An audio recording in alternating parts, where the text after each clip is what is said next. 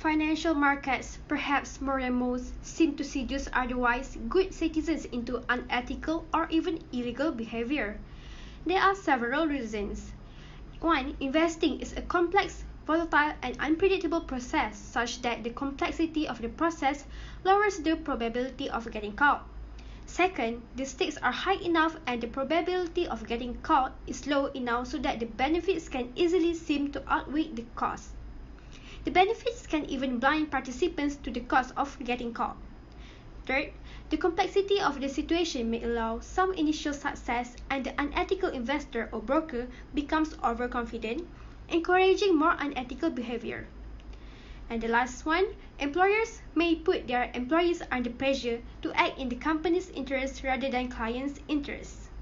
To achieve better regulation, governments are required to work systematically to ensure that the regulations they adopt and implement are of high quality. Therefore, the government has established the Special Task Force to facilitate business which called Pemudah to ensure that Malaysia remains an attractive and competitive investment location. Pemudah oversees the service delivery of policies related to investment or starting a business. Representatives of Pemudah include individuals from both the public and private sectors.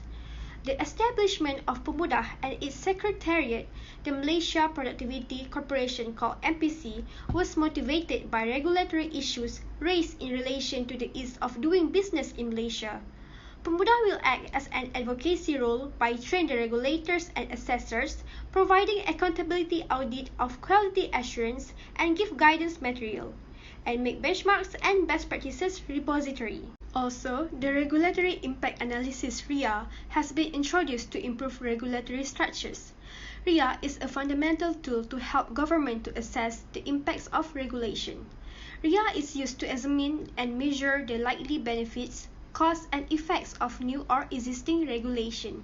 This helps in minimizing the risk of introducing poor quality regulations, which increases compliance costs for businesses and stakeholders. Besides that, with the implementation of RIA, decision makers will have access to valuable empirical data and a comprehensive framework. Next is RIA process. At the state level, ministries or regulators can formulate their own policies. They must notify MPC at an early stage in the decision-making process. Notification is done by submitting a Regulatory Notification Form (RNF) with preliminary information in order for MPC to determine whether the proposal is likely to have a regulatory impact.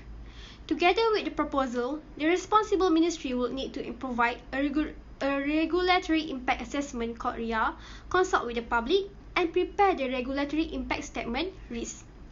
Ministries can also draft their RIA concurrently when drafting laws. The RIA and RIS are then reviewed by the Malaysia Productivity Corporation (MPC) and the National Development and Planning Committee (NPDC). If the quality of the RIS is deemed unsatisfactory, the issues will need to be addressed by the responsible ministry and are reviewed once again by MPC and the NPDC before it is passed on the Cabinet of Ministers for approval and then to Parliament for it to be passed as an act.